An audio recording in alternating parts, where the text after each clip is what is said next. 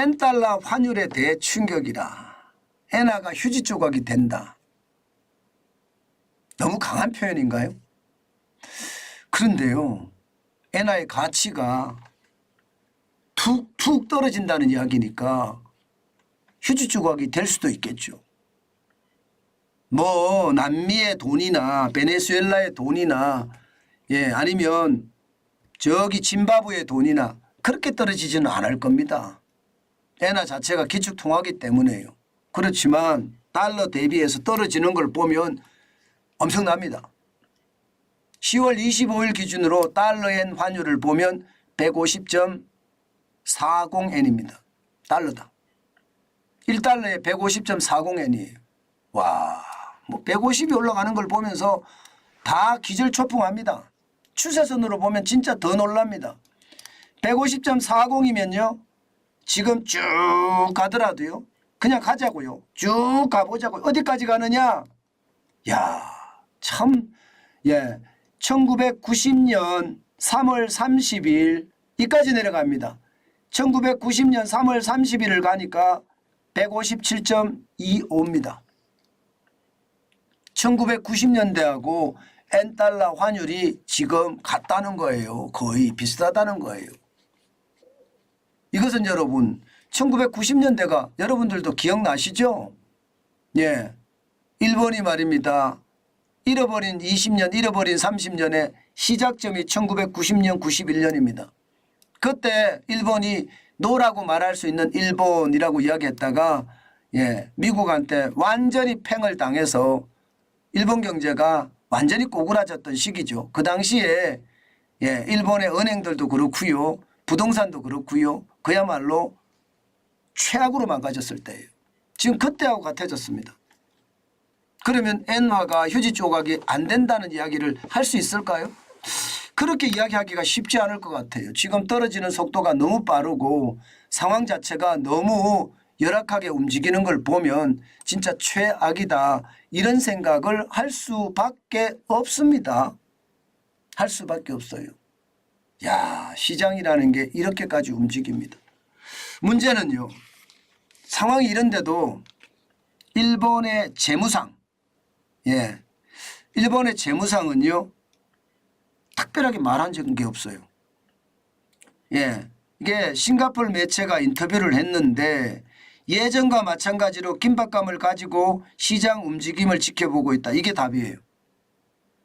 별로 답이 없어요. 뭐 개입하겠다는 이야기가 없는 거예요. 이게 작년에 150.14가 올라가니까 개입을 했거든요. 시장이 개입을 했습니다. 무려 말입니다. 600억 달러를 풀었어요. 9조 엔이죠. 1998년 이후 처음으로 시장 개입입니다. 1998년이 여기죠. 1998년. 1998년은 124.10원 죄송합니다. 1998년은요. 이게 144.46원 46엔일 때죠. 그때 시장 개입하고 나서 처음이라는 거예요. 그런데 이번에 시장 개입할까요? 저는 기본적으로 계속 올라가게 놔두지 않을 겁니다. 엔화를 더 많은 엔화를 주고 달러를 사야 되거든요. 더 많은 엔화를 주고 달러를 사야 됩니다. 그러면 일본 입장에서는 부담이 안 될까요? 수출은 많이 되겠죠. 수출은. 그러나 수입가는요. 게다가 지금 유가가 계속 올라가는 영국이고 이게 중동 사태가 더 확전이 되면 어떻게 될까요? 더 많은 엔화를 주고 지금 수입을 해와야 되거든요. 그렇게 됐을 때 물가를 감당할 수 있을까요? 물가 감당하기 쉽지 않습니다. 물가 감당하기가. 그렇기 때문에 결국은 어떤 식이든 일본 재무상은 시장에 대한 이야기를 하지 않았지만 어떤 식이든 시장에 개입할 거다. 이게 대부분의 시장 관계자들의 이야기고요. 여기에다가 이게 장기금리 변동 용인폭도 지금 10년물 국채금리가 굉장히 많이 올라갔잖아요. 0.8이 넘어섰습니다. 8,9까지 올라갔습니다. 10년 만기 일본의 국채금리가 말입니다. 0.89까지 올라갔다는 것은요. 그만큼 말입니다. 굉장히 많이 올라갔다는 뜻이에요. 굉장히 많이 올라갔다는 뜻이에요. 이게 1%를 넘어가잖아요. 네. 0.9까지도 갔었나요? 제가 0.9까지 갔는 걸 못 본 것 같은데 0.9까지는 안 갔습니다. 0.872까지 올라갔었네요. 그러면 이것도 말입니다. 오히려 플러스 마이너스 1.25까지 올리지 않겠느냐. 이런 예상도 지금 시장에서 나오고요. 여기에다가 말입니다. 아예 기준금리로 손댈 거다. 아예 기준금리가 마이너스 0.1인데 0%로 회귀시키지 않을까. 이렇게 이야기하지 않을까요? 지금 이대로라면 물가 감당 힘들거든요. 진짜 물가 감당 힘들거든요. 물가 감당을 못하면 뭐 권력에 대한 지지도도 당연히 떨어지고요.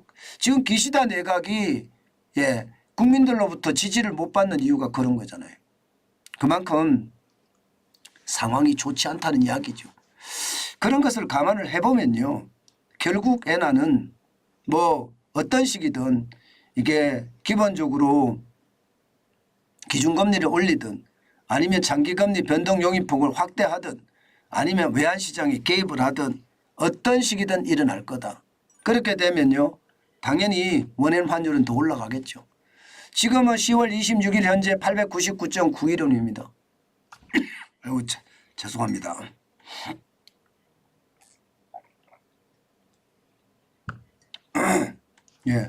899.91원입니다.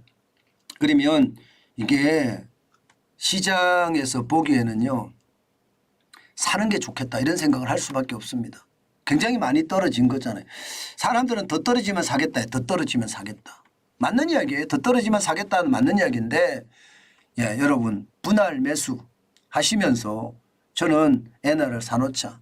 엔화가 휴지 조각 된다. 제가 그렇게 썼는데 엔화 가치가 그만큼 떨어진다는 이야기다. 이렇게 받아주시고요. 엔화를 사는 게 좋겠다.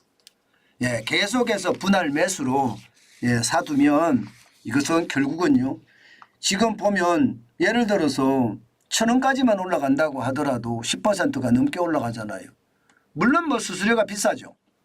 수수료가 비싼데 이 부분도 은행에 가서 해결할 수 있는 방법들이 수수료 좀 깎아달라고 하면 되거든요. 저도 달러에 대한 수수료를 좀 깎아달라고 지금 하고 있는데 그것도 필요한 것 같습니다.